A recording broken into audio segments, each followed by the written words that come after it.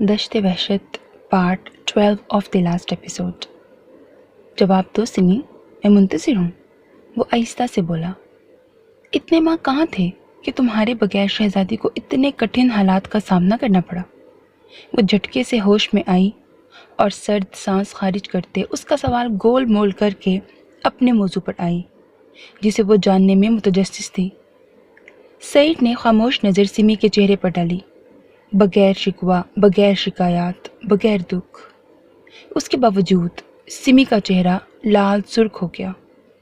سعید نے محسوس کرتے اس کے سر پر ہاتھ پھیرتے اٹھ بیٹھا اور اس کا سر اپنے شانے سے لگایا۔ مجھے یاد کیا تھا؟ وہ مسکراتا ہوا پوچھنے لگا۔ نہیں، برائی آواز میں کہتے اس نے نفی کی، جبکہ اس کی نفی سے اختلاف کرتے آنسو روانی سے بہتے گئے۔ اچھا، وہ اس خوبصورت سے منظر سے محظوظ ہوتا ہنسا اور اس کے آنسو پوچھتے اسے واپس اپنے ساتھ لگایا۔ بتاؤ مجھے کہاں تھے، بات مت گھماؤ، وہ بھیگی بھیگی آواز میں مصنوعی غصے سے بولی۔ بتا رہا ہوں جانے عالم، پہلے مجھے آپ سے ایک شکایت ہے، وہ منہ بنا کر بولا، اور ایک چھوٹے سے بچے کی طرح سمی نے شاکی نظروں سے اسے دیکھا۔ دل پر ایک خوشگوار جھونکا پڑا۔ کیسی شکایت ہے میرے شہزادے کو، بتاؤ مجھے۔ وہ اس کے نارمل سے بیہیویئر پر پھولے نہیں سما رہی تھی۔ فوراً سے لاٹ اٹھانے والے انداز میں پوچھا۔ سب نے فاتح مجھے کہا، یہ مجھے لقب اور احساس دیا، اور آپ نے جا کر یہ نام اس پر رکھ کر میری ساری محنت، اذیت، تکلیف، دکھوں کو جھیلنے کا کریڈٹ کسی دوسرے کو دے دیا۔ یہ کیا بات ہوئی؟ وہ شکایتی انداز میں کہتا سمی کو بہت زیادہ پیارا لگ رہا تھا، جیسے ایک روٹھا بچہ اپنی ماں سے شکایت کرتا ہے۔ وہ کوئی دوسرا نہیں، تمہارا بیٹا ہے عالم، وہ تمہارے نام سے پہچانا جائے گا، تم اس کے نام سے نہیں۔ وہ ہنس کر اپنے بھائی کی اپنے ہی بیٹے سے جیلسی محسوس کرتی بولی۔ عالم نے سر جھٹکتے ناراضگی کا اظہار کیا۔ اللہ اللہ عالم، عقل سے کام لو میری جان، وہ تمہارا اپنا خون ہے۔ اگر وہ فاتح ہے تو تمہاری وجہ سے، وہ تمہارے پیار کا خوبصورت ثبوت ہے۔ ایسا کیوں کر رہے ہو؟ دیکھو، تمہیں بھی اسے پیار دینا چاہیے تاکہ اسے کوئی محرومی نہ رہے، سمجھ رہے ہو نا؟ وہ اس کا چہرہ نرم ہاتھوں میں بھر کر بولی۔ عالم نے اس کی خوبصورت آنکھوں میں دیکھا، جہاں بیتے ماضی کی دردناک محرومیوں سے بھرپور اذیت ناک تحریر آج پھر نئے سرے سے نمایاں تھی۔ میں نہیں چاہتی عالم کہ کوئی دوسرا عالم اپنے باپ کو دیکھ کر ترسے، یا کوئی دوسرا عالم اپنے باپ سے نفرت کرے، اس کے لہجے، اس کے انداز کی وجہ سے۔ وہ بولی تو عالم دل کھول کر ہنسا، جس پر سمی نے خفگی سے اسے گھورا کہ وہ اس پر ہنس رہا ہے۔ تمہیں کیا لگتا ہے سمی، میں اپنے فاتح کو نہیں چاہتا؟ وہ اس کے ہاتھوں پر اپنے ہاتھ رکھتا محبت سے پوچھنے لگا۔ سمی نے مسکراتی استفہامیہ نگاہوں سے جانچا۔ میں اس سے اتنا پیار کرتا ہوں سمی کہ جب اپنا ہوش نہیں تھا تو اس کی فکر تھی کہ میرا شہزادہ جب دنیا میں آئے گا تو ضرور اپنے باپ کو ڈھونڈے گا، اور مایوس لوٹیں گی اس کی آنکھیں تو کتنا درد ہوگا اسے۔ اس درد نے مجھے کتنا تڑپایا ہے، کتنا رلایا ہے، اس کا اندازہ میرا رب ہی لگا سکتا ہے، کیونکہ میں صرف اندھیروں میں اس کے سامنے رویا ہوں۔ اپنے بیٹے کے لیے میں اپنے رب کے سامنے گڑ گڑا کر اپنی صحت یابی کی دعائیں کی ہیں، تاکہ جلدی سے اس تک پہنچ کر میں اپنے آگ مانند جلستے سینے کو ٹھنڈا کر سکوں، اسے اپنے سینے سے لگا سکوں۔ وہ اس کے سامنے ماضی کا حال رکھنے لگا اور سمی خاموشی سے ساکت سننے لگی۔ جب میں نے اس وحشی کو ختم کر لیا تھا اور اپنی شہزادی کو آزاد کروا کر مسکان کے حوالے کیا تھا، تب میرا پور زخم تھا، میری ریڑھ کی ہڈی متاثر تھی، چہرہ اور وجود لہو لہان تھا کہ اتنی سکت نہیں بچی تھی جا کر اپنی عین کو، اپنی شہزادی کو ایک بار سینے سے بھینچ سکوں، جس نے میری وجہ سے اتنی اذیتیں جھیلی تھیں۔ میں اسے خود سے الگ نہیں کرنا چاہتا تھا سمی، میں اسے بہت چاہتا ہوں، شدت سے، کہ مجھے کل کائنات توڑ دو تو بھی میں اسے نوچ کر ان سے اپنی شہزادی کو چھپا لوں۔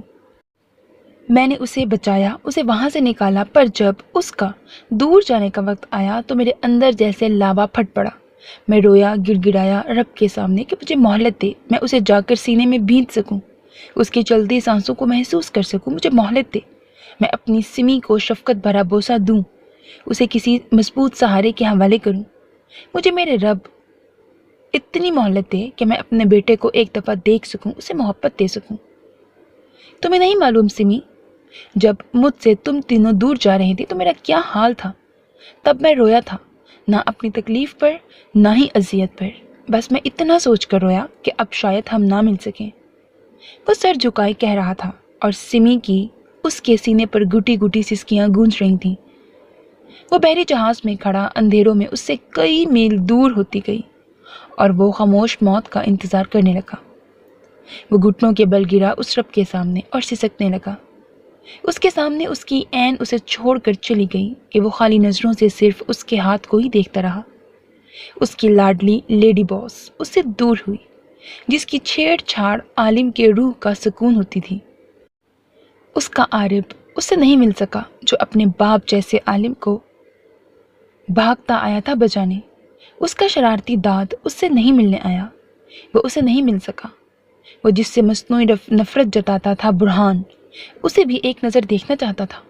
وہ اس کی چھوٹی سی فیری کو بھی دیکھنا، محبت دینا چاہتا تھا کہ وہ اکیلی نہیں، اس کے ساتھ ہم سب ہیں. وہ اپنے شیر سے نہیں مل سکا، وہ ان مجاہدوں سے نہیں مل سکا جو اس بیسٹ کی زندگی کے لیے خود کے سروں پر کفن باندھ کر نکلے تھے. وہ موت کی دہلیز پر پڑا کس غم کا دکھ مناتا کہ یکلخت اسے احساس ہوا کہ اس کے پنجوں سے کتنے کتے نکل کر بھاگے تھے. ابھی کتوں کی بھیڑ میں سے صرف 2 ہی کتے پکڑے گئے تھے، باقی کے دشمن یوں ہی بھاگے تھے. کیا سعید ہار چکا تھا جبکہ اس کے وطن کو نوچنے کے لیے ابھی لائن لگی تھی کتوں کی؟ کیا سعید ہار تسلیم کر دیتا جبکہ اس کے حیوان لومڑیاں ابھی گھیراؤ کرنے کے چکر میں تھیں؟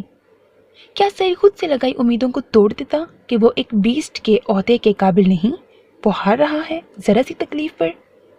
کیا اس کے اندر موجود زخموں سے حیوان کے گوشت نوچے کتے کے کاٹنے، اس کے کٹے گال، کان، لہو لہان وجود کئی گنا زیادہ تکلیف دہ تھا کہ وہ ان حیوانوں کو چھوڑ کر جا رہا تھا کہ اس کے پیچھے اس کی سمی، اس کی شہزادی، اس کے آنے والے شہزادے، اس کی لیڈی باس کو نوچ کر کھا جائیں؟ اس کے عزل آلف کو کمزور سمجھ کر انہیں راستوں سے ہٹا دیں؟ کیا یہ گوارا کر سکتا تھا بیسٹ کہ وہ چلا جائے، پیچھے اس کی سمی، اس کی شہزادی کو پھر سے نوچنے کے لیے بھیڑیے آگے بڑھیں؟ اور اس بار عالم دور دور تک نہ ہو، نہ ہی وہ اللہ سے دعا کر سکیں کہ اس کے عالم انہیں بچائے. ایسا کیسے ممکن تھا؟ عالم انہیں چھوڑ کر چلا جائے، کیسے ممکن تھا پھر سے سیاہ کوٹری میں اس کی عین سمی کو قید کیا جائے؟ اس نے لہو ٹپکاتی نظروں سے بومب کو دیکھا جس پر ابھی 7 سیکنڈز باقی تھے. اس کے وجود میں جیسا سویا حیوان بیدار ہوا اور اسے وہ ساری ٹریننگ یاد آئی جو اسے حیوان بنانے کے لیے کام آئی تھی. کیا اس کی رفتار 7 قدموں پر کھڑی موت سے زیادہ نہ تھی؟ اس کی رفتار تو ایسی تھی کہ وہ کئی حیوانوں کو مات دے چکا تھا. مات دینے کی رفتار جہاز سے تیز تھی. وہ موت کو مات دینا چاہتا تھا اور اس نے دی. ایک بھاری بپھری فضا میں دھاڑ گونجی، نعرہ تکبیر. اس آسمانوں کو چیرتے نعرے کے ساتھ ہی جہاز سے سمندر کی گہرائی میں چھلانگ لگائی.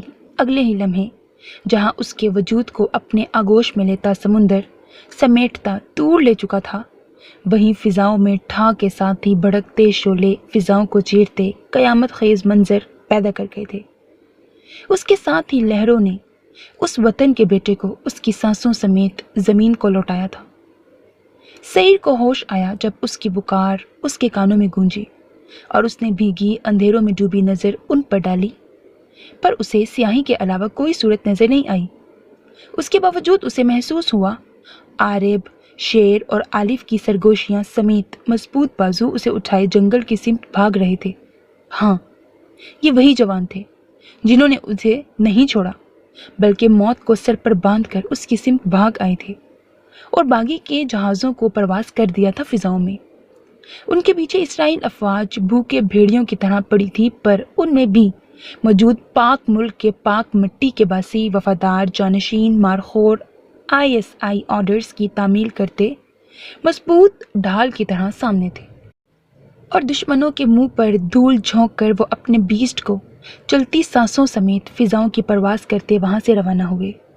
کوئی کچھ نہ بگاڑ سکا بلکہ وہ تہس نہس کر کے ان کے ناک کے نیچے ان کے منہ پر دھول جھونکتے پاک سرزمین پر پہنچے تھے. ان کا مشن انکمپلیٹ تھا، اس کے باوجود کہ وہ بلیک کنگ قہر زمان اور اس کے ساتھ دیگر کتوں کو نیست و نابود کر چکے تھے اور کچھ کو اپنی تحویل میں لے چکے تھے، پر اب جو سامنے دشمن آئے تھے ان کے خاتمے تک مشن نامکمل تھا اور اسے بیسٹ کو مکمل کرنا تھا۔ دوسری دفعہ جب اسے چند منٹوں کے لیے ہوش آیا تو وہ زیر نگرانی میں ہاسپٹل کے بیڈ پر تھا، زیر علاج۔ تب اسے خود کو زندہ دیکھ کر ذرا سی بھی حیرانی نہیں ہوئی، کیونکہ وہ سمجھ چکا تھا کہ وہ اس دشت وحشت میں تنہا نہیں۔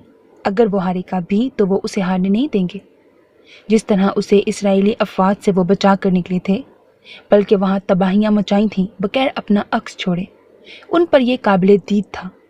اور ہوتا بھی کیوں نہیں، وہ تینوں کوئی عام نہیں، پاک ملک کے افواج سے تھے جنہیں موت خود سلام کرتی ہے، جن کے ماتھے پر شہادت اور سینے پر کفن تو ہاتھوں میں دشمن کو تہس نہس کرنے کا جنون ہوتا ہے، جبکہ لبوں پر فقط صرف ایک ذات کا نام ہوتا ہے جو واحد لا شریک ہے، اس کا نعرہ ہوتا جسے سن کر دشمن کے سینے لرز کر سکڑ جاتے ہیں، نعرہ تکبیر سن کر دشمنوں کے بھیس میں بھیڑیوں کے وجود کپ کپا جاتے ہیں۔ اسے لے کر وہاں سے آئے تھے اور وہ لہو لہان ہونے کے باوجود اس کی سانسیں بتا رہی تھیں کہ اس کے اندر کی آگ ابھی ٹھنڈی نہیں ہوئی، وہ ابھی انہی کی طرح دشمنوں کے جڑوں کو نوچنا چاہتا ہے۔ اس نے ہوش میں آتے عارف سے کہا تھا، اپنی بہن حفاظت کے لیے وہ اسے چنتا ہے، اس کے انتخاب کو غلط نہیں ہونا چاہیے، اور مسکان کے ہاتھوں میں تو ویسے بھی اپنی متاع جان کو سونپ چکا تھا۔ تب سب نے اس کے کندھوں پر بوجھ ڈالتے کہا تھا کہ اسے لوٹ کر آنا ہے یہی، اور پھر وہ ایک آخری حکم دیتے بولا کہ اس کے چہرے سے اس کے باپ کی نشانی کہیں نہیں جانی چاہیے۔ وہ سب ساکت خاموش ہو گئے، جیسے لب سی لیے ہوں۔ پھر ڈاکٹر کیا کر سکتا تھا اس کی مرضی کے خلاف؟ حالانکہ سب چاہتے تھے وہ اس نشان کو مٹا ڈالے، پر اس نے نہیں ہونے دیا۔ سب جانتے تھے سعید اپنے باپ سے نفرت کرتا ہے، کبھی زندگی میں بھی اس نے بھول کر ان کا ذکر نہیں کیا تھا، پر اس کا نشان مٹانے سے منع کرنا ششتر کر دینے تک تھا وہ لمحہ۔ پر وہ کیا جانتے ایک درندے کے لیے دوسرے درندے کی نشانی کتنی اہمیت رکھتی ہے؟ وہ کیا جانے جب ایک حیوان دوسرے حیوان کی طاقت کو دیکھتا ہے تو خود میں کتنی طاقت کا اضافہ پاتا ہے۔ وہ بھی تو اپنے چہرے پر ان نشان کو دیکھتا تھا، اس کی درندگی وحشتناک ہو جاتی تھی، اور اسے دردناک خوفناک بننا چاہتا تھا۔ اس کا علاج شروع ہوا اور آپریشنز کامیاب ٹھہرے، پر وقت گزرتا گیا، وہ جیسے گہری نیند جا کر سویا تھا۔ سب پریشان ہو گئے تھے کہ اسے ہوش کیوں نہیں آ رہا، حالانکہ آپریشنز کامیاب ٹھہرے تھے۔ ڈاکٹرز نے انہیں اس کی صحت یابی کی خود مبارکباد دی تھی، پر پھر جب بعد میں چیک اپ ٹیسٹ وغیرہ ہوئے تو معلوم پڑا کہ وہ کوما میں جا چکا ہے۔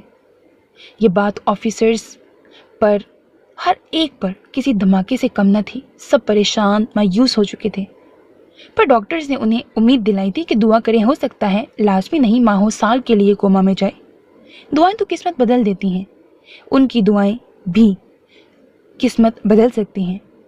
ہو سکتا ہے وہ 12 گھنٹوں یا ہفتے میں ہی کوما سے باہر آ جائے، اور پھر انہوں نے یہ بھی کہا کہ ہو سکتا ہے وہ اس کوما میں ہی مایوس لوٹا دے۔ وہ شاکی تھے، کیونکہ وہ جس رفتاری سے ریکوری کر رہا تھا انہیں امید تھی جلد ہی وہ ان کے سامنے اپنے پاؤں پر کھڑا ہوگا، پر وہ جیسے ڈھہ گئے جب کوما کا سنا۔ دوسری طرف انہوں نے ایک مائنڈ گیم تیار کیا جس میں انہوں نے انڈر ورلڈ میں یہ باور کروایا کہ بیسٹ زندہ ہے، پر اپنے چھپے رویے سے یہ بھی تاثر دیا جیسے وہ ان کے بیچ اب نہ رہا ہو، کیونکہ وہ سب جانتے تھے کہ ان پر خفیہ نظر رکھی ہوئی ہے۔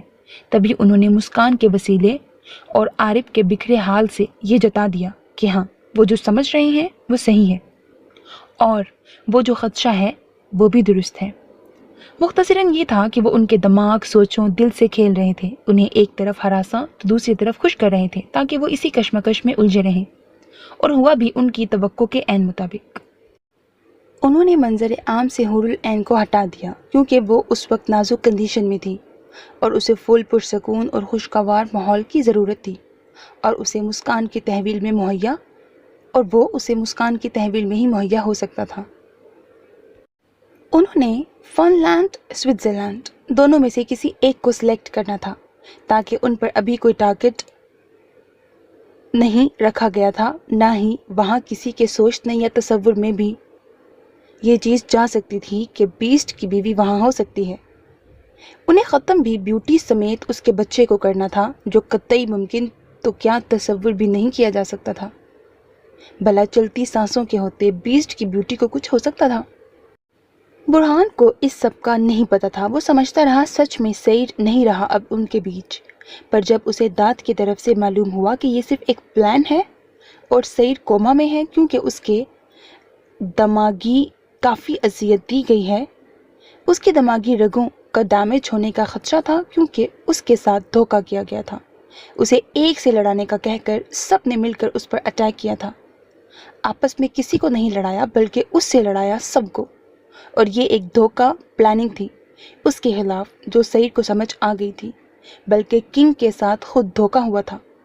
اس کے وسیلے بیسٹ کو وہاں بلایا گیا تھا اور اسے اس طرح مارنے کا پلان کیا تھا، پر ہوا ان کی سوچ کے خلاف کہ صرف کنگ اور کچھ مزید کتوں کی موت کو دیکھتے ہی وہ ہوا کے گھوڑے پر سوار ہو کر وہاں سے بھاگے، اور اپنی یہ ہار انہیں اندر ہی اندر نوچ رہی تھی کہ سب بکھرے ہوئے تھے۔ پر صورتحال نے انہیں الجھا دیا تھا کہ کہیں سے معلوم ہوتا بیسٹ زندہ ہے تو ان کے ساتھیوں سے معلوم ہوتا مردہ ہے۔ اس طرح زندہ مردہ کے کھیل میں وہ خود کو ہی نوچنے لگے تھے، اور نہ آر ہو رہے تھے نہ پار۔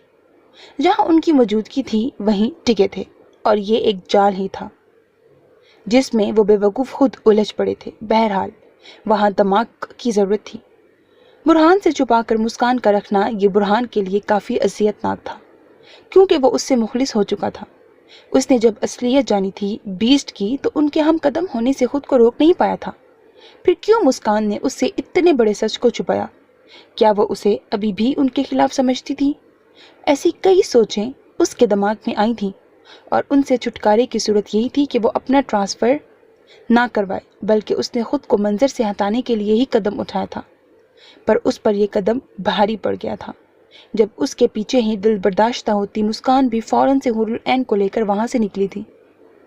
وہ اس گمبھیر صورتحال میں خود کو ہی بھول گئی تھی کیونکہ اس کا محسن مسیحا کوما میں پڑا تھا۔ اس کی ایسی حالت اس کے دماغ کی رگیں ہلا چکی تھی۔ پھر بھلا وہ کہاں برہان کو بتاتی اس سب کا؟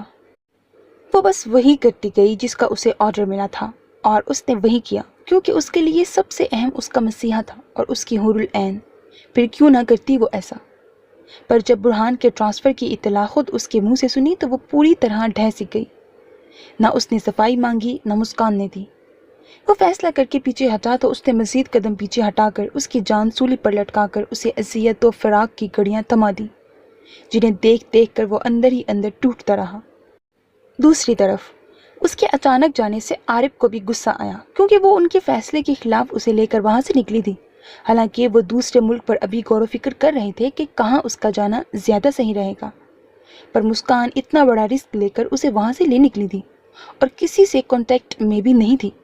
اسے پہلے شک تھا کہ اس کا کانٹیکٹ عارف سے ہے، پر یہاں بھی وہ غلط ثابت ہوا کیونکہ وہ حقیقتاً سب سے کانٹیکٹ ختم کر چکی تھی، بلکہ اس کی چپ ڈیوائس سب ڈی ایکٹیویٹ کر چکی تھی۔ برہان پر تو وہ شک نہیں کر سکتا تھا کیونکہ وہ خود الگ غصے میں تھا۔ اسے تو اسرائیل بھی داؤد لے کر گیا تھا ساتھ، کیونکہ یہ جنگ صرف سعید کی نہیں، اس دشت وحشت نے سب کو نوچا تھا۔ ابھی اس حادثے کو ٹھنڈا ہوتے وقت گزرا ہی تھا کہ اوپر سے اچانک سے بیسٹ کی ہاسپٹل سے غیر موجودگی انہیں خوفزدہ کر گئی۔ طرح طرح کے سوال خدشات تھے۔ کیا وہ کڈنیپ ہو چکا تھا؟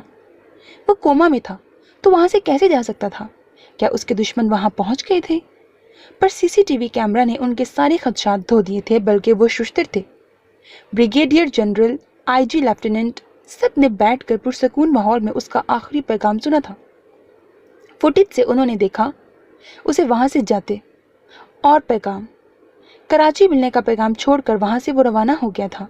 انہیں لگا وہ مسکان کے پاس گیا ہوگا یا اپنے گھر عارف کے پاس اپنی بہن کے لیے، پر ان کی سوچیں خیال غلط ثابت ہوئے جب وہ ان دونوں کے پاس پہنچنے کی بجائے اپنے ادھورے رہنے والے مشن کو مکمل کرنے کے لیے روانہ ہو گیا تھا۔ پورے 3 ماہ بعد وہ ہوش میں آیا تھا۔ ہوش میں آتے ان سے ملے یا اپنی بہن بیوی سے ملے بغیر اپنے فرض، اپنے ادھورے رہے وعدے کو پورا کرنے کے لیے نکل چکا تھا۔ وہ سب کافی متاثر ہوئے تھے اس سے، ایک خوشگوار ماحول بنا ہوا تھا، اور مسکان کی فکر سے بھی اب پرسکون تھے کہ بیسٹ ہوش میں آ چکا تھا تو ضرور اس کی نظر اپنی بیوٹی پر بھی ہوگی۔ یہ سوچ ہی سب کے لیے خوشگوار تھی اور وقت کے ساتھ غلط بھی نہ تھی۔ ہاں، سعید سب جانتا تھا کہ اس کی بیوٹی مسکان کے پاس ہے اور کہاں ہے، پر وہ اپنی بیوٹی کے لیے مشکلات نہیں پیدا کر سکتا تھا، نہ ہی اپنا ادھورا مشن وہ چھوڑ سکتا تھا۔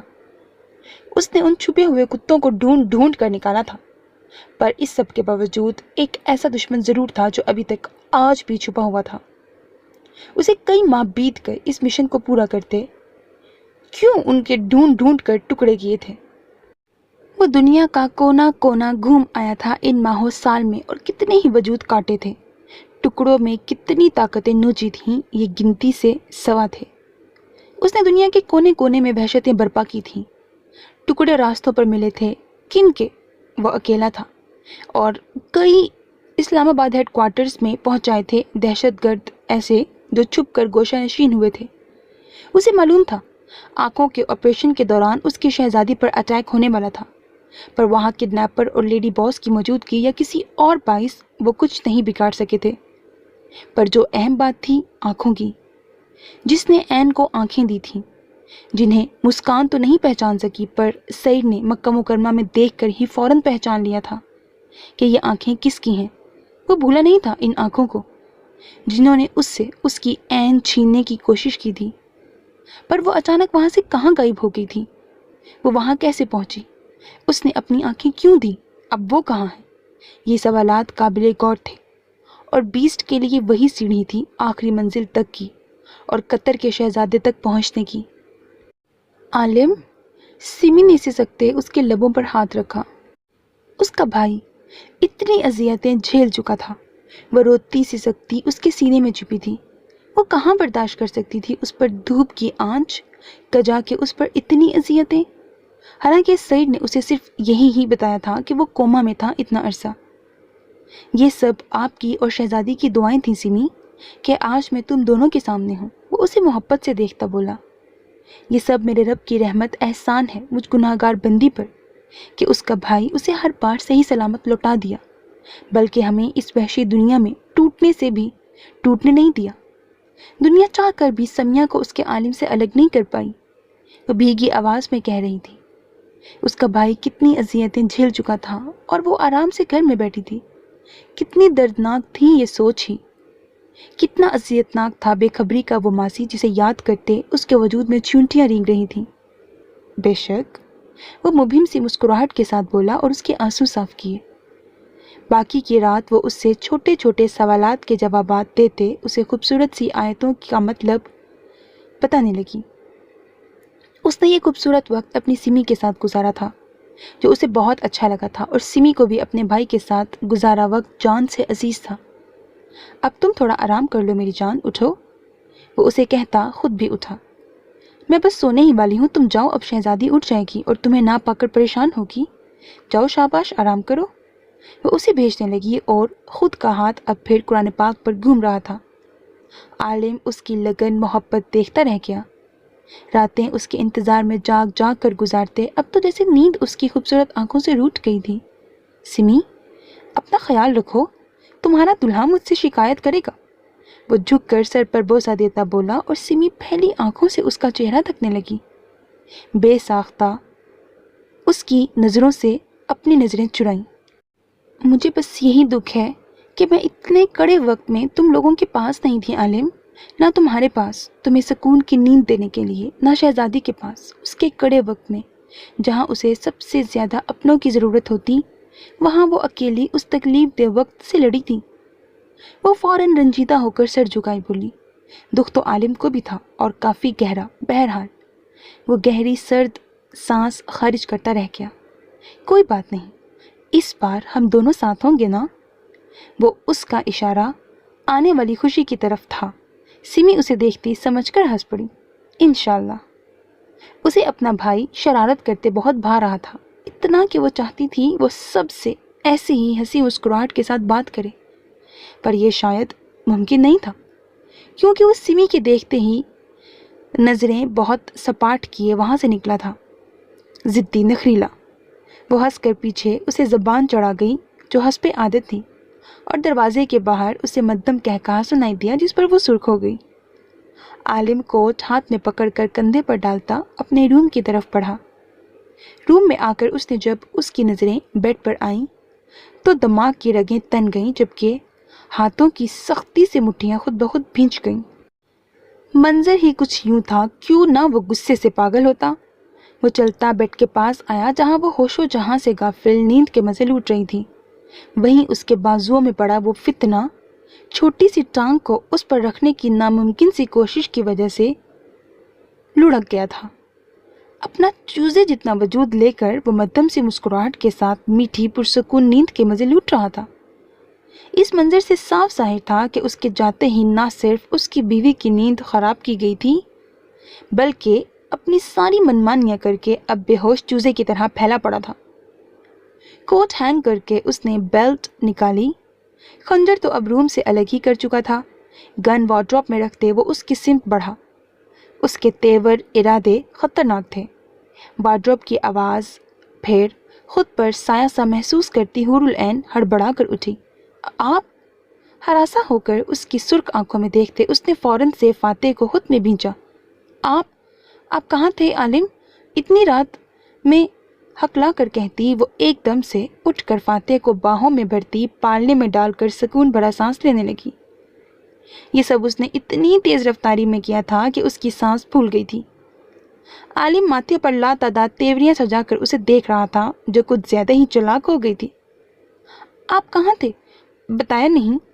वो एक जस्ट में चलती मुस्कुराती उसके पास आई और शर्ट के खुले 3 बटनों से छेड़छाड़ करने लगी।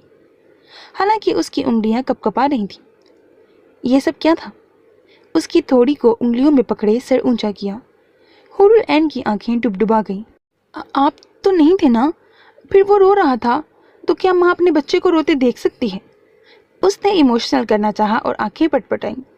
आलिम का बस नहीं चल रहा था, उसे उठाकर ही बाहर फेंक आई। मतलब उसके जाते ही वो अपने काम पर शुरू हो गया था। आप नाराज क्यों हो रहे हैं आलिम, प्लीज? उसकी आवाज़ भरा गई। रोना नहीं? उसने सर्द आवाज़ में सर्जनिश की। हूर मुंह बसोर गई। ठीक है, मैं नहीं बोलती। वो उसे छोड़कर बेड पर चढ़ गई और अपने तकिए में मुंह देकर सोने लगी। सुन ले, आप बहुत बुरे हैं। वो अपना तकिया कलाम दोहराना नहीं भूली। लहजे में खुफकी, नाराज़गी, दुख, रंजिश सब समोए थे। आलिम ने एक चोरी दूसरी सीना जोरी पर घूर कर उसकी पुश्त को देखा, जबकि तिरछी नजरें जो उठी थीं पालने की तरफ कुछ चौंका, क्योंकि मध्यम नुमाया होते डिम्पल्स इस बात की गवाही दे रहे थे कि वो मुस्कुराया है। आलिम ने घूरी डाली, तभी उसकी मुस्कुराती भूरी आंखें खुली। ये बच्चा था। उसे लगा वो जैसे ऐन से उसके रवैये पर मजे ले रहा हो या उसका तमस्कुर उड़ा रहा हो। ऐन, मेरी शहजादी, उसने पुकारा। आलिम ने देखा उसकी मुस्कुराहट सुकड़ गई और उसे सारी बात समझ आ गई थी। मैं नहीं आपकी शहजादी। वो रूठी हुई मिनमिनाई। आलिम शूज उतार कर उसके पास आया। शर्ट उतार कर उसने एक तरफ रखी। उसके चौड़े वजूद पर स्याह बनियान पहनी हुई थी। क्या नहीं हुई? उसका लहजा सर्द सपाट था कि वो खसिया गई। सिर्फ डांटते हैं आप? उसने जैसे शिकवा किया। नहीं डांटता मेरी शहजादी को। उसकी कमर में बाजू डालकर उसे करीब खींचते सरगोशी की और हाथ बढ़ाकर लाइट ऑफ करती। अब बोलो, नहीं हो मेरी शहजादी? उसे बाहों में भरकर उसने अपनी उंगलियां उसके बालों में सहलाईं। हुरुल ऐन के पूर में सरशारी उतर गई। हाँ, यही सच था कि वो उसे 2 मिनट के लिए रूठने नहीं देता था और उसी का ही तो वो फायदा उठाती थी। सब कुछ हूँ आपकी, उसने लाड से कहते उसके गले में बाजू डाले, शाने पर सर रख दिया। सब कुछ में क्या किया? उसके कान में सरगोशी करते उसने लो को लबों से छुआ कि वो सिमट कर झींपने लगी। मजीद कुछ कहने की उसमें हिम्मत कहाँ बची थी। तुम्हें ये हक नहीं इनकार का, दिमाग में बिठा लो। वो नरमी से इस तरह कह रहा था कि वो समझ नहीं सकी वो मोहब्बत से कह रहा है या गुस्से से। अलबत्ता शर्मगी होंठों पर मुस्कुराहट के साथ सर हिला गई। ये अलग बात थी कि वो सुधर कहाँ सकती थी। मोबाइल की टू टू पर वो चादर तय करती दुपट्टा दुरुस्त करके जो बेड पर बैठी थी, चौंक कर साइड टेबल पर रखा मोबाइल को देखा। ये मोबाइल उसे आरिफ ने ही तोहफे में दिया था। उसने काफ़ी इनकार करना चाहा, पर उसने ज़बरदस्ती उसमें सिम लगाकर उसे थमा दिया था। کہ زندگی میں ان ضرورتوں کی کافی اہمیت ہے. انہیں خاص نہیں تو عام کی حیثیت سے اپنے ساتھ رکھنا پڑتا ہے تاکہ بر وقت کسی ٹائم اپنوں سے رابطہ تو قائم کیا جا سکے. اس کے باوجود سمی کو اس کی قطعی ضرورت محسوس نہیں تھی، بلکہ اتنے ماہ کے بعد بھی سمی نے صرف 3 بار عارف کو کال کی تھی اور 2 بار نور سے باتیں اس کا حال احوال پوچھا تھا. گہرا سانس بھر کر اس نے موبائل اٹھا کر دیکھا تو سامنے ہی عارف کا پیغام چکمگا رہا تھا. اس کا دل جیسے ڈوب گیا. وہ لب بھینچ کر بند دروازے کو دیکھنے لگی. تمہیں عارف کیسا لگتا ہے سمی؟ اس کے دماغ میں ہتھوڑے کی مانند آواز گونجی. دوسری طرف وہ جیسے واقف تھا کہ وہ اس وقت جاگتی ہے عشق الہی میں. کانپتی انگلی سے اس نے اسکرین پر ایک ٹچ کیا. یہاں چاہتوں کا سلا نہیں، یہاں دوستی کا مزہ نہیں، یہاں جانے کیسی ہوا چلی، رہی دوستوں میں وفا نہیں. یہاں جل گیا میرا آشیاں، ابھی بادلوں کو پتہ نہیں، تیرے در پہ دستک دے سکوں یہ حق تو تم نے دیا نہیں. میں راہی ہوں راہ امید کا، مجھے منزلوں کا پتہ نہیں، بے بس ہوں جہاں میں اس قدر جیسے میرا کوئی خدا نہیں. میری سادگی میرا جرم ہے، کوئی اور میری خطا نہیں. وہ پڑھ کر حق تک رہ گئی. تبھی ایک بار پھر ٹون بجی. اس کی نظریں اٹھیں. مجھے شاخ شاخ سے توڑنا، پھر بیچ بیچ سے جوڑنا، یہ ادا ادا بھی کمال ہے، یہ سزا سزا بھی کمال ہے. یہ شام شام کی دھند لگے اور قطرہ قطرہ سی بارشیں مجھے پیاس پیاس میں ڈال کے پھر دشت دشت میں چھوڑنا، ہے وحشت بارشوں کا برسنا. یہ اداس اداس اداسیاں اور دور دور کی دوریاں مجھے اشک اشک بکھیر کے پھر ہنس ہنس کر سمیٹنا. یہ آگ آگ کا کھیل ہے، اسے روز روز نہیں کھیلنا. مجھے ورق ورق کھولنا، پھر حرف حرف پہ سوچنا. یہ جفا جفا کے راستے اور وفا وفا کی منزلیں مجھے ڈھونڈ ڈھونڈ کے ڈھونڈنا، مجھے چھوڑ چھوڑ کے چھوڑنا. وہ چہرہ چہرہ حجاب ہے، میرے درد درد کا علاج ہے. مجھے دور دور سے دیکھنا، یہ ادا ادا بھی کمال ہے، یہ سزا سزا بھی کمال ہے. سمیہ عارف. اب کی بار اس کا چہرہ سرخ تمتما گیا کہ وہ ایک دم ہی موبائل سائڈ ٹیبل پر پٹک کر دوسری طرف کروٹ بدل کر آنکھیں موند گئی. اس نے پہلی بار سمیہ عالم کے بجائے سمیہ عارف لکھا تھا. ایک عجیب سی کیفیت ہو گئی اس کی کہ وہ بے ساختہ درود پاک پڑھنے لگی. یہ سدھرتا کیوں نہیں ابھی تک؟ وہ منمنائی. وہ صبح جلدی جلدی سے وہاں سے نکلا. اس نے فلائٹ کے بجائے رات ہی ڈرائیونگ سے ہی کراچی کے لیے سفر کیا. ابھی فجر کی اذانوں سے قبل وہ کراچی پہنچا تھا. مزید 30 منٹ کی ریش ڈرائیونگ کے ساتھ ہی وہ عالم ولا کے سامنے گیٹ پر رک کر ڈیوائس چیکنگ کے بعد گیٹ ان لاک ہوا اور گاڑی اندر داخل ہوئی. پھر ایک گہرا سانس بھر کر وہ دیکھنے لگا کہ وہ وقت سے پہلے پہنچ چکا تھا. شکریہ. وہ آسمان کو دیکھتا سرشاری سے مسکرایا. گھر کے اندرونی حصے میں داخل ہوا جہاں ہر سو خاموشی چھائی ہوئی تھی. وہ فریش ہوا، تھوڑی دیر لیٹا اور پھر موبائل کو دیکھا، پر اس کا کوئی رپلائی، کوئی جواب نہیں ملا. السنگ دل جانم. وہ بڑبڑاتا ہوا بیڈ سے اٹھا اور فجر کی نماز کے لیے گھر سے نکلا. اس کے ساتھ داد بیدار ہو گیا تھا. السبحان اللہ. سر پر ٹوپی پہنے جب داد کو دیکھا تو اس کے منہ سے بے ساختہ نکلا، ہاں ہاں چپ کر جعلی عربی. وہ ہنس کر اسے جھڑک اٹھا. عارف بھی ہنس پڑا. ویسے آج سورج کہاں سے بیدار ہو رہا ہے؟ اس نے ساتھ چلتے ابرو اچکائی. جہاں سے کچھ دیر بعد تیرا رخ ہوگا. وہ معنی خیزی سے بولا. عارف ناسمجھی سے اسے دیکھا، پر اسے اپنی ہی ترنگ میں دیکھ کر وہ سر جھٹک گیا. کچھ سویر نہیں پہنچ گیا؟ داد نے ٹھوکا مار کر تنزیہ جتایا. عارف نے گھڑی ماری. اپنی باری تو بڑا اتاولا ہو رہا تھا، اب میری باری پر طنز کر رہا ہے عورتوں کی طرح. اس نے چبھتے لہجے میں کہا. ایک پل کے لیے داد کھسیا گیا، پر وہ داد ہی کیا جس پر شرم ذرا دیر ٹھہرے. ابے چل، جانتا ہوں تجھے آیا بڑا. ایک بات تو مان لے، میں اتنا تو اتاولا نہیں ہوا. اس نے جھٹلایا. आरिब नफ़ी में सर हिलाता सर झटक गया और उसके साथ हल्की फुल्की बातों में मस्जिद पहुंचा। फजर की नमाज अदा करने के बाद जब आरिब ने हाथ उठाए तब उसने अपनी हथेलियों की लकीरों को देखते उनमें उसका चेहरा ढूंढना चाहा। बस इतनी सी दुआ है कि अपने हाथ में उसका हाथ थामकर आपके घर आना चाहता हूँ, मेरी ये दुआ कबूल फरमा दें। वो सच्चे दिल से बोला, इश्क आफत, इश्क जालिम, इश्क तेरी किताब आँखें, इश्क मुनकर, इश्क बातिल, इश्क बोझल शराब आँखें, इश्क लैला, इश्क हानी, इश्क मौजूद, इश्क फ़ानी, इश्क लाजिम, इश्क मलजूम, इश्क हाजिर जवाब आँखें, इश्क दुनिया, इश्क फरदा, इश्क आदम, इश्क ईसा, इश्क दरिया, इश्क सहरा, इश्क खाना ख़राब आँखें, इश्क जुल्फ़ें, इश्क चेहरा, इश्क पलकें, इश्क लहजा, इश्क बातें, इश्क आवाज़, इश्क बोला जवाब आँखें, इश्क गज़लें, इश्क नगमे, इश्क नज़में, इश्क किस्से, इश्क अल्फाज, इश्क लहजे, इश्क दो महताब आँखें, इश्क गालिब, इश्क खाली, इश्क मोमिन, इश्क फ़ानी, इश्क साहिर, इश्क समंदर, इश्क उसकी शबाब आँखें, इश्क चलना, इश्क हंसना, इश्क मुड़ना, इश्क खोना, इश्क झुकना, इश्क उठना, इश्क वो नकाब आँखें। वो तिलावत के बाद जब उठी तब फिर से उस ट्यून पर मोबाइल उठाया और पैगाम पढ़ के बेबस साकित हो गई। क्या अब वो मुझे ऐसे सताएगा? कितनी बेबसी थी उसकी सोचों में जिसका वो अंदाज़ा नहीं लगा सकता था। क्यों उसके इश्क में हाइल हो रहा था? ये कैसा दीवानापन था उसका? हर चीज़ से नज़रें फेरे बस उसके तलब में रेत की मानद बिखरने को तैयार था। ये पागलपन नहीं तो और क्या था? क्या ये भी एक इश्क था?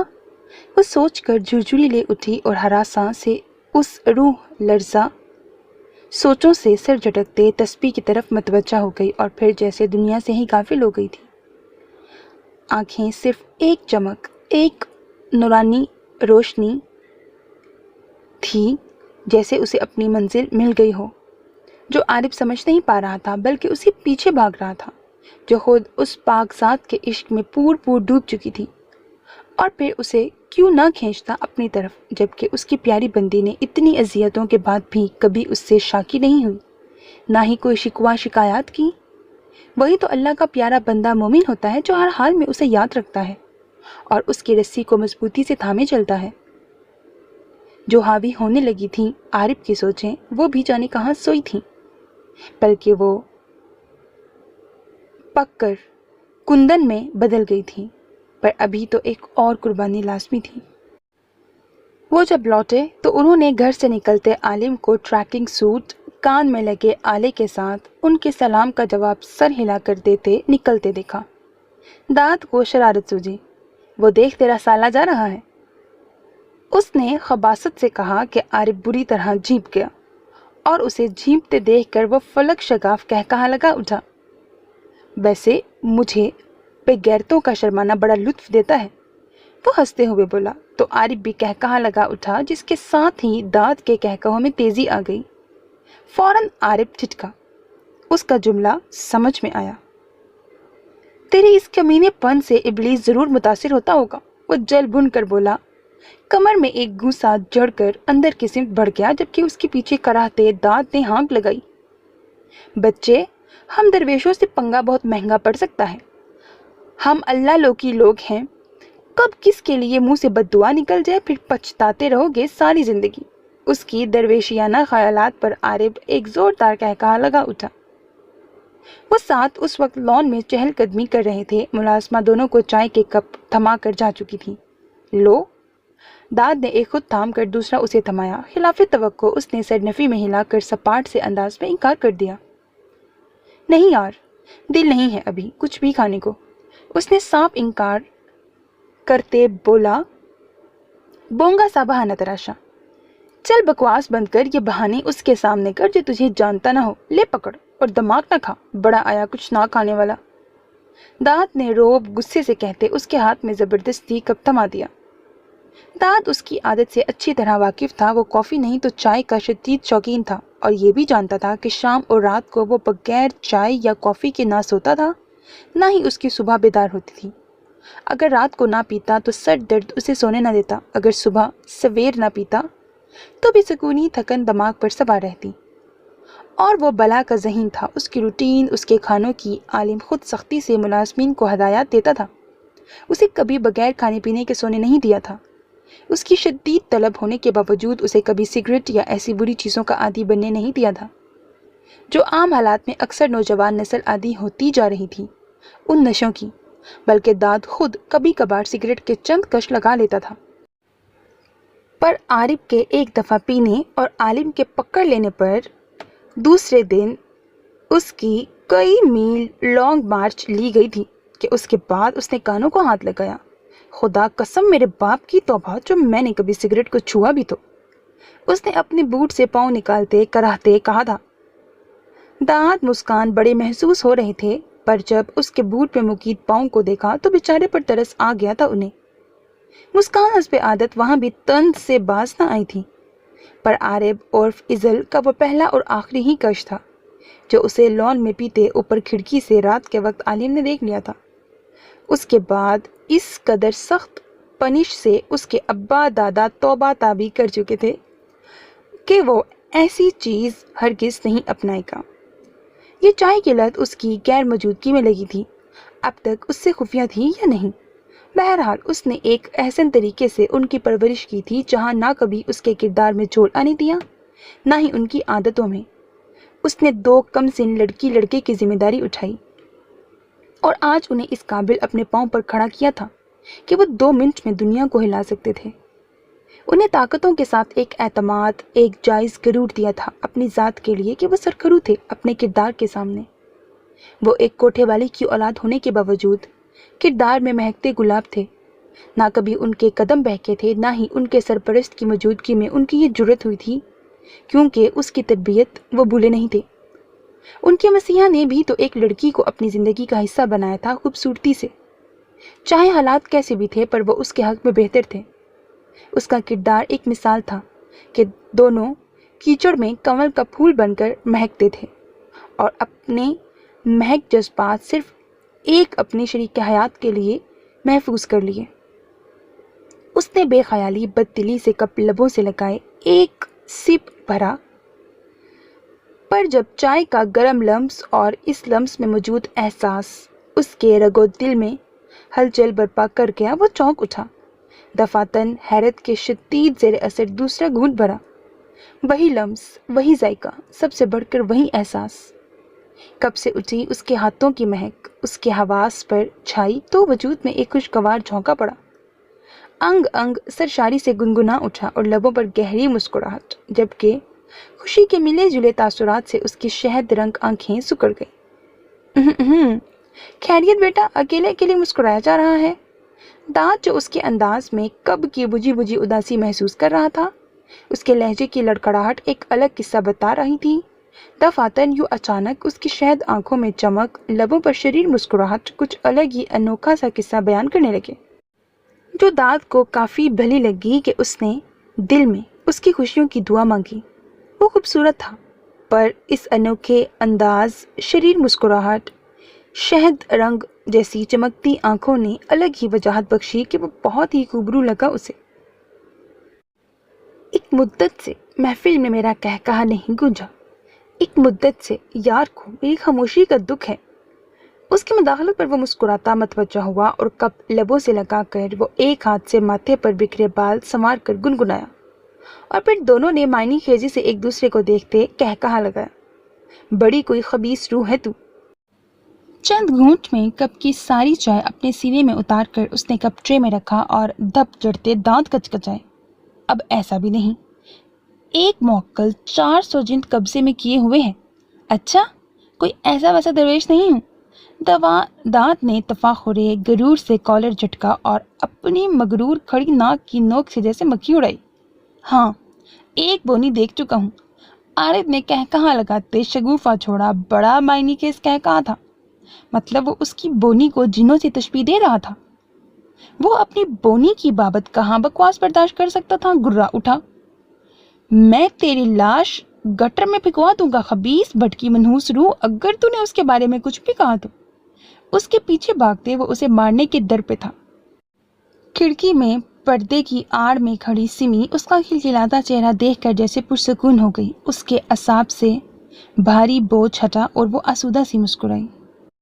ایک نئی دنیا آباد کرنی ہی چاہیے، خود کو سفر کے لیے تیار کرنا ہی چاہیے، میرے سنگ راستوں کا انتخاب کرنا ہی چاہیے، اس کے علاوہ کچھ اور کرنا پائیں گی آپ؟ وہ میسج کی ٹون کے ساتھ جو پاس آئی تھی، دھک دھک دل سرخ چہرے کے ساتھ سمیہ عارب لفظ کو دیکھتی رہ گئی، تو گویا وہ اسے کھڑکی سے دیکھ چکا تھا، تبھی تو اس کی آنکھیں سکیڑی تھیں۔ سوچ کر اس کا پور پور پسینہ ہو گیا، جبکہ چہرہ متغیر۔ وہ سدھرنے والی روح ہی نہ تھی جو سدھر جائے۔ وہ اپنے کانپتے لرزتے ہاتھوں سے جوس کا گلاس تھامے جیب سے تعویذ نکالتا دھک دھک کرتے سینے کے ساتھ اسے دیکھنے لگا۔ اس نے بے بسی سے پھر مڑ کر پیچھے دیکھا، جہاں داد اس کی چوکی داری میں باڈی گارڈ بنا کھڑا تھا۔ یار بہت مشکل ہے، اسے بھنک پڑی تو میری ایک ہڈی بھی سلامت نہیں رہے گی۔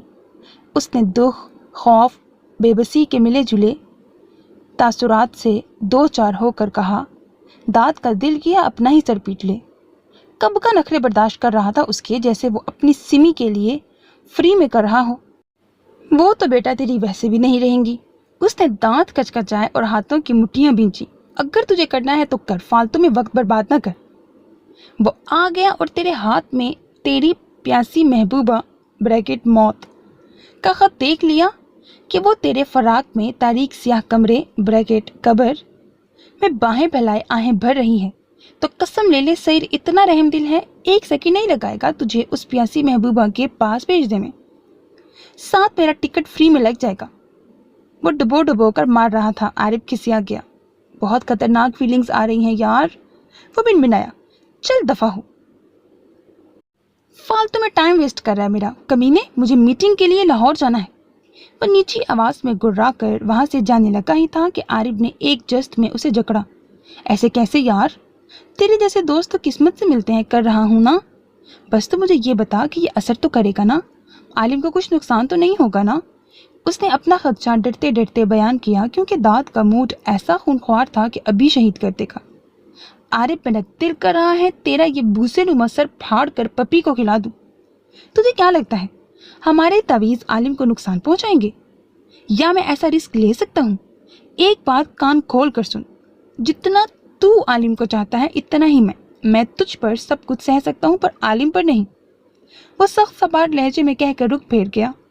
عارف الجھی نظروں سے اس کے سر تاثرات والے چہرے کو دیکھنے لگا، اسے جیسے گڑبڑ کی بو آنے لگی۔ اب یہ کتے کے کام بند کر اور جا انسان کے کام سر انجام دے، ورنہ اگر عالم نے دیکھ لیا نا تو میں سیدھا نکل جاؤں گا، تو ہاتھ ملتے رہنا۔ وہ اسے وہیں کھڑا دیکھ کر چڑھ دوڑا کہ عارف جھنجھلا گیا۔ جا رہا ہوں، بھونک کیوں رہا ہے؟ سخت گوری ڈالتے وہ مڑا۔ فوراً اسے احساس ہوا کہ وہ صرف اس کی مدد نہیں بلکہ خود کو بھی رسک میں ڈال رہا ہے، صرف اس کے لیے۔ اسے شرمندگی ہوئی، اسے اس لہجے میں اس سے بات نہیں کرنی چاہیے تھی۔ وہ تو جو کر رہا تھا وہ اس کے فائدے، اس کی زندگی کی خوشیوں کے لیے کر رہا تھا نا، نہ کہ خود اپنے لیے۔ اسے احساس ہوا، وہ مڑا، داد باہر کی طرف دیکھ رہا تھا اور عارف اسے سن، اس کی پکار پر چونک کر اسے دیکھا۔ جب عارف نے فلائنگ کس بھیجی، میرے سب سے پیارے یار کے لیے، اس نے کہا تو داد محبت سے ہنس پڑا، بلکہ دل سے اس کی محبت پر مشکور ہوا۔ چل اب شرمندہ نہ کر، کام کر جلدی، اس نے ہنستے ہوئے جھڑکا۔ عارف ہنس کر سر ہلاتا جوس بنانے لگا۔ فریش جوس گلاس میں انڈیلتے اب وہ کپ کپاتے ہاتھوں سے ٹرے میں رکھتا خشک حلق تر کرنے لگا۔ کبھی سوچا نہیں تھا عالم کو منانے کے لیے تعویذ کا سہارا لینا پڑے گا۔ اس نے دل میں مسکینیت سے کہتے جیب سے موٹا سا تعویذ نکالا۔ سفید کاغذ، اوپر پلاسٹک پر دھاگے لپیٹے ہوئے تھے۔ اسے یہ جوس میں ڈبو کر نکالنا تھا اور تینوں بار یہی ورد کرنا تھا کہ اس میں جو لکھا ہے وہی سچ ہے۔ یہ داد نے اسے خاص تاکید کی تھی کہ بلند آواز میں 3 بار ڈبونے کے ساتھ یہی ورد کرنا ہے، تاکہ فرشتے سن کر یہ خاص پیغام اللہ تک پہنچائیں اور فوراً سے اس خاص پیغام پر کن اللہ فرما دے اور موکل بھیج کر عالم کو رخصتی کے لیے منائے۔ عارف کو یاد کر کے ٹوٹ کر داد پر پیار آیا، پر اس وقت عالم پہنچنے ہی والا تھا، اسے جلد از جلد یہ کام نپٹانا تھا۔ بسم اللہ الرحمن الرحیم، गला खंखार कर उसने शुरुआत की और सर पर टोपी दुरुस्त की। इसमें जो लिखा है वही सच है।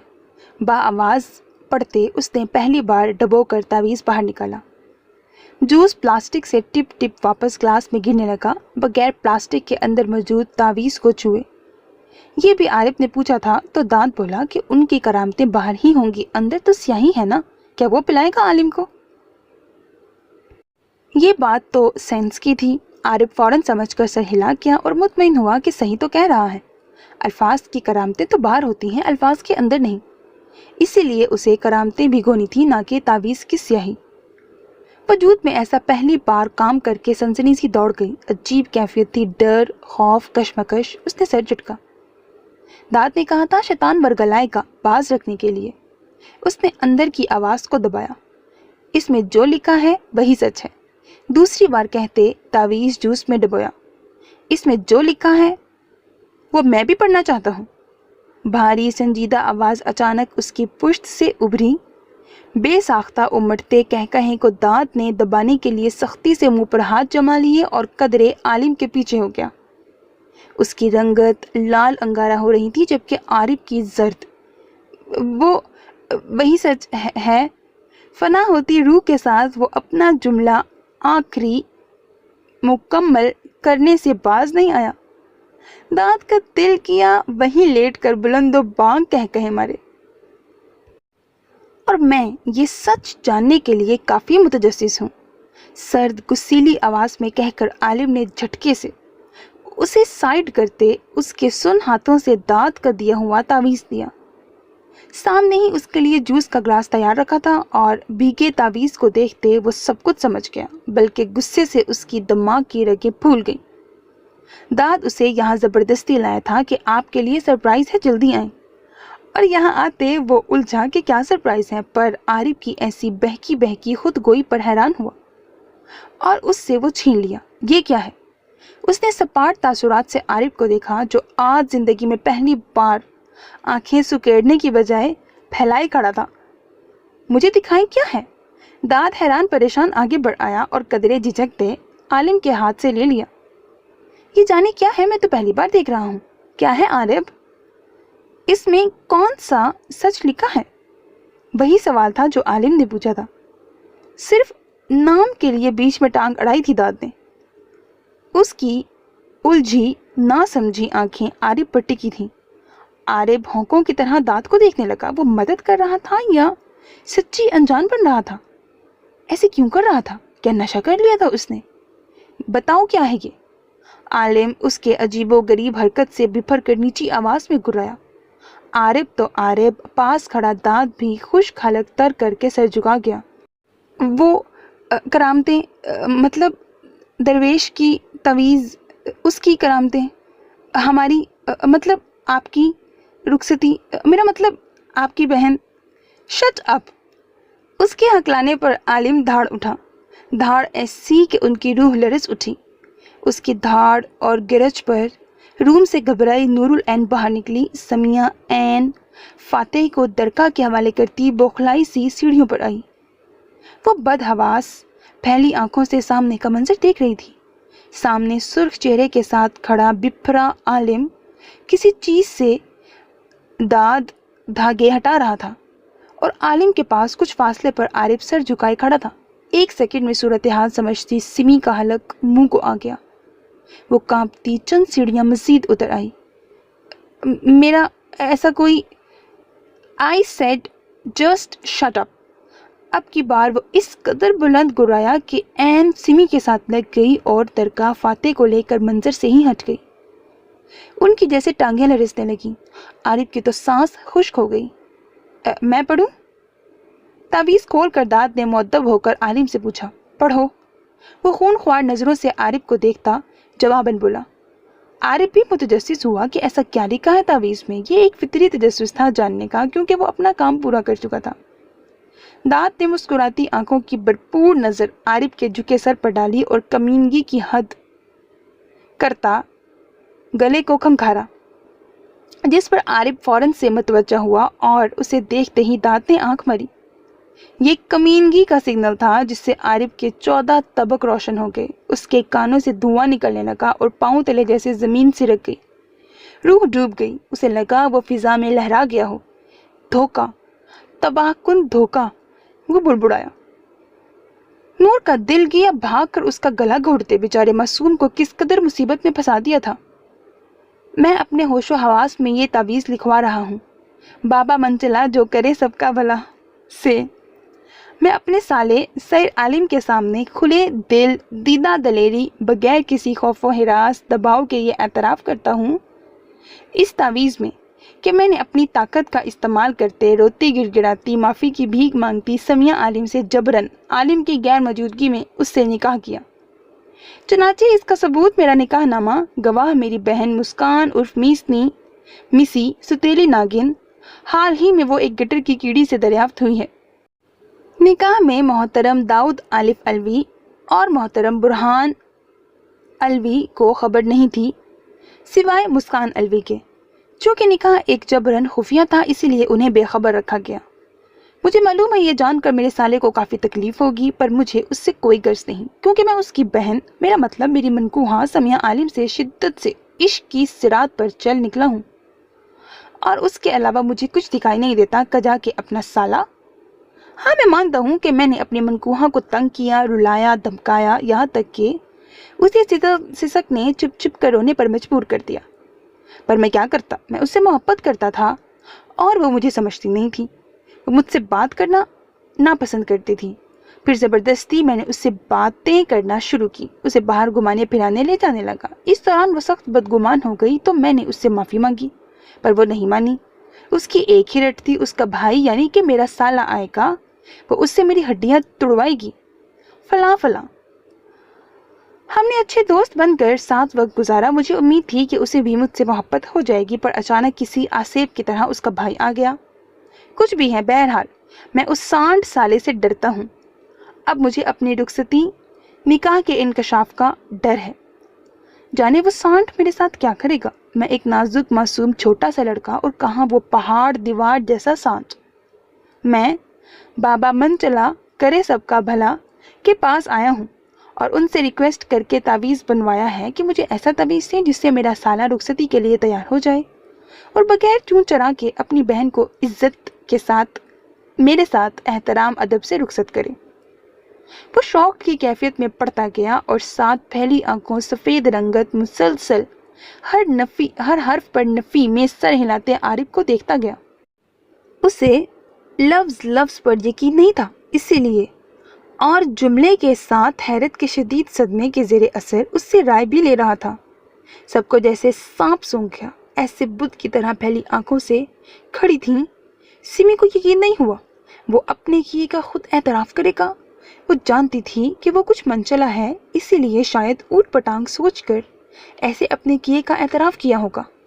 उसे उसकी ये हरकत बुरी नहीं लगी, बल्कि बहुत अच्छी लगी कि उसने सारी सच्चाई ईमानदारी से आलिम के गोशे गुजार कर दी। हुरुल ऐन ने मुंह पर हाथ रखकर सख्ते में आरिफ को देखा। वही हालत नूर की थी, पर उसके बरखिलाफ नूर का दिल दाद के लबों में छुपी कमीनी मुस्कुराहट नोचने का कर रहा था। सईर की रंगत सुर्ख हो रही थी और आंखों में एक कहर आबाद था। आरिफ को हलक से अपनी आवाज़ ही महसूस नहीं हो रही थी। ऐसे लग नहीं रहा था कि वो कभी बोलता होगा। वो कुछ कहने के लिए मुंह खोलने लगा कि ऊँ गूँ के अलावा कुछ ना निकला। लगता है तुम्हें पानी की अशद ज़रूरत है, ये लो पी लो। हलक नम करके फिर कुछ बोलो। दाद ने अपनायत और हमदर्दी का मुजाहरा करते पास रखा वहीं आरिफ का बनाया हुआ तावीज़ वाला जूस का गिलास उसे थमाया। आरिफ ने आज पहली बार गालियां दी थीं और उसे जो गालियां आती थीं वो उस कुत्ते, गद्दार, कमीने, बेगैरत, बेशरम को दे दी और भी जी भर कर दे रहा था। वो दोस्त नहीं, दोस्त के रूप में एक सपोला था, एक जहरीला सांप था जिसने ऐसी जगह जाकर डसा था कि वो ना दिखा सकता था ना छुपा। क्या ये सच है? साकित फिजा में आलिम की गुर्राहट गूंजी। एक नज़र अपनी बहन को देखा जिसने अफसोस से सर झुका लिया। आखिर ये होना ही था। कब चुपती हकीकत, सच कभी छुपा है क्या? सईर वो कह तो रहा था कि उसमें जो लिखा है वही सच है। दाद ने बेचारगी दुख से अपने दोस्त को देखते याद दिलाया। आरिफ ने झटके से उसे देखा। तो गोया कमीने की प्लानिंग। उसका दिल किया अपने ही बाल नोच ले, उसे शहीद कर दे, सचमुच कर दे, मार दे, कमीने को खत्म कर दे, उसे जिसने जलील करके रख दिया था, बल्कि मौत के मुंह में फेंक दिया था। गुस्से, दुख, अफसोस, गद्दार सांप को देखते उसकी आंखों में सुर्खी उमड़ आई। नहीं आलिम, आरिफ ने हिम्मतों से सर उठाकर जब कुछ कहना चाहा कि उसकी बुरी आंखों में खून चलकता देखकर उसकी सारी हिम्मतें हवा हो गईं।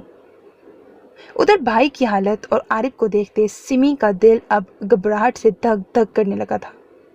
रात ही तो उसके भाई ने उसके बारे में पूछा था। अगर ये ऐसा ना करता तो कितना अच्छा किरदार साबित होता उसका। क्या इसमें लिखा सच है? उसके सामने आते दांत से पेपर्स झपट कर उसने आरिफ के सामने लहराते उसके कंधों को जकड़कर झटका देते सर्द लहजे में पूछा।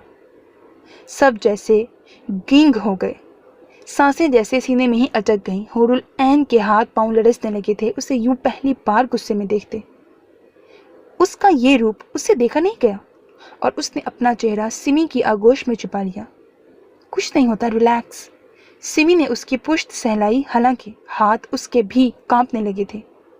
उसे क्या दिलासा देती भी तो एक कमजोर दिलासा, जो इस वक्त भी दे रही थी लरसती आवाज में। मैं तुमसे कुछ पूछ रहा हूं, क्या ये सब सच है? उसके जबड़े को पकड़कर उसने आंखों के सामने पेपर करके धाड़ के पूछा। लहजे में आग और आंखों में चिंगारियां थीं, जिससे आरिफ जैसे भस्म होने लगा था।